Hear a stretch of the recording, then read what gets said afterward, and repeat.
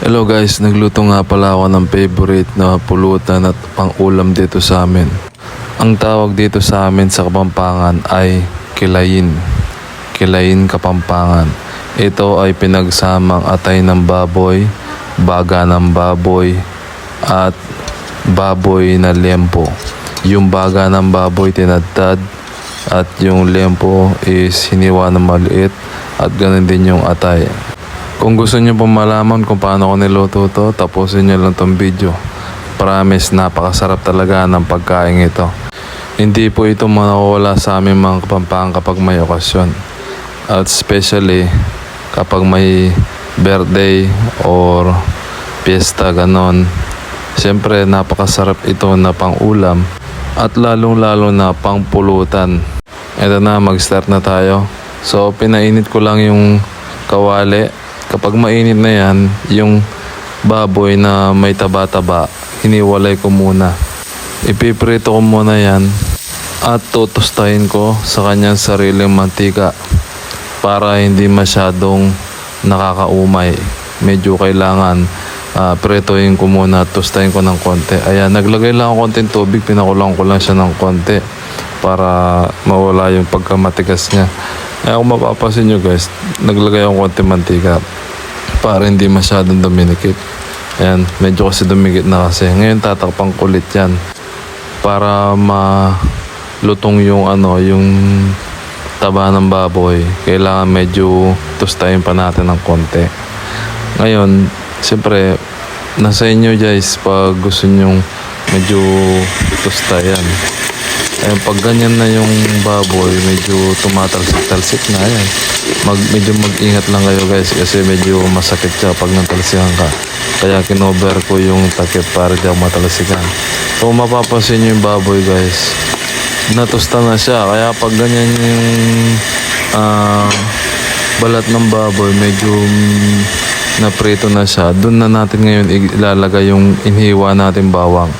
Ayan, kapag kasi magluluto po kayo, kailangan nakaprepare na lahat para mabilis po yung proseso. Ayan. So gagawin lang natin golden brown yung bawang. Kapag nag golden brown na siya, halo-halo lang natin. Huwag nating iwanan na hindi hinahalo kasi baka masunog. Ayan, kapag nag golden brown na, doon mo ilalagay yung sibuyas. Kasi hindi pwedeng pagsabayin yung bawang at sibuyas, hindi maluluto yung bawang. So meron akong binili dito na baga ng baboy sa palengke. Ayaw kung mapapansin nyo, para siyang giniling pero baga yan ng baboy. So makakatulong yan para maging malapot yung sabaw ng ating kilayin. Ayan. Siyempre bago natin ilagay yung susunod na karne, kailangan mo natin prito ng prito yan, yung medyo pumuputok. Tapos ngayon lalagyan na natin yung baboy na laman. Kanina yung taba-taba, ngayon yung laman. So bago natin ilagay yung laman na yan, kailangan make sure na yung baga is nakaprito na ng gusto kasi medyo malansa yun. Ngayon paghalu-haluin na lang natin ng ganyan hanggang mawala yung pagkasariwa ng mga ibang karne. Pag naging pantay na yan, doon natin titimplahin ng pampalasa at mga condiments. Maglalagay ako ng konting toyo, mga 3 kutsara. Medyo pampakulay lang. Yung sikreto dito is yung patis. So after nyan, doon tayo maglalagay ng patis kapag nahalo-halo na natin yung toyo. Ngayon maglalagay lang ako ng patis. Yan. Tansyahan lang mga kaibigan ng mga 5 kutsara yon. Tapos after nyan, lalagyan natin ng tubig para lumambot naman yung karne natin. Yung iba kasi guys, yung mga ibang nagluluto ng ganito na mga Kapampangan, gusto nila medyo tuyo, medyo may sabaw yan. Naglagay ako ng magic sarap. Siyempre pampamagic din yan. Ang konting betchin. Tapos siyempre papakuloyin natin yan. Ulitin ko, yung iba gusto nila yung may sabaw, yung iba gusto nila yung tuyot. Kanya-kanya lang yan. Ayan, tinakpan ko. Tapos yan, kumulo na. At pagkatapos ng unang kulo, tinanggal ko na yung takip.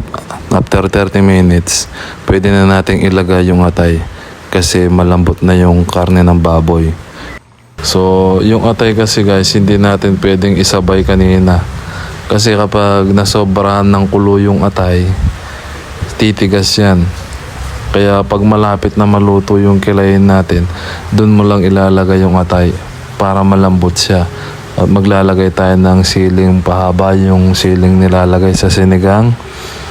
Tapos, siyempre, pakuloy lang natin ng pakuloy yan hanggang matuyot at medyo lumambot yung karne.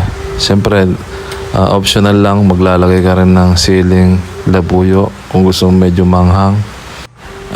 Mayroong palang nasamang buto dito, tatanggalin ko. Tingnan nyo naman guys, napakalambot na ng karne. At dahil marami pa siyang sabaw, tatakpan ko pa siya ulit ng 30 minutes. Para na rin lumambot pa yung mga karne natin. After 30 minutes, bubuksan ulit natin yan. Siyempre, i-fast forward na natin yan para hindi kayo mainip. After 30 minutes, ayan. So ayan guys, patutuyin ko lang ng konti yan. Kapag ganyan guys, nakadalawang kulo na, dalawang beses ko nang tinakpan, sigurado malambot na yung atay niyan at hindi na masyadong matigas. Siyempre, para makasigurado ka, titikman mo rin naman kung talagang the best na. Sure na yan kapag dalawang kulo, dalawang takip na, ilang minuto na rin, malambot na yung baboy. Yung atay na lang yung pinag-uusapan ngayon kung malambot na. Napaka-importante kasi kapag nagluluto tayo is malambot dapat yung karne. Siyempre malay natin baka mahina na yung walang ngipin yung kakain, di ba? Kaya siyempre mahina yung pangtuna. Ngayon, yung pinakauli guys, lagyan lang natin ng suka, sukang puti. Yan yung matatanggal ng lansa sa mga karne natin at the same time magbibigay ng balance na lasa. Para kapag kinain mo yung kilayin natin, hindi lang siya malinamnam. Kasi kapag sobrang linamnam niyan dahil yung atay, yung baga, yung lempo, malinamnam yan kasi yan yung ganyang itsura. Ganyan yan po talaga yung original na lasa ng kilayin Kapampangan, malinamnam siya. Pero nakakaumay kasi siya kapag wala siyang suka. So kaya natin nilagyan ng suka is para pampabalance ng lasa.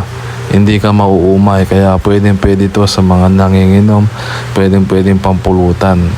Siyempre, yung iba nga bumibili lang pero itong atayan, yung kompleto na yan. Meron ka ng atay, meron ka ng baga, meron ka ng baboy, kompleto na, di ba?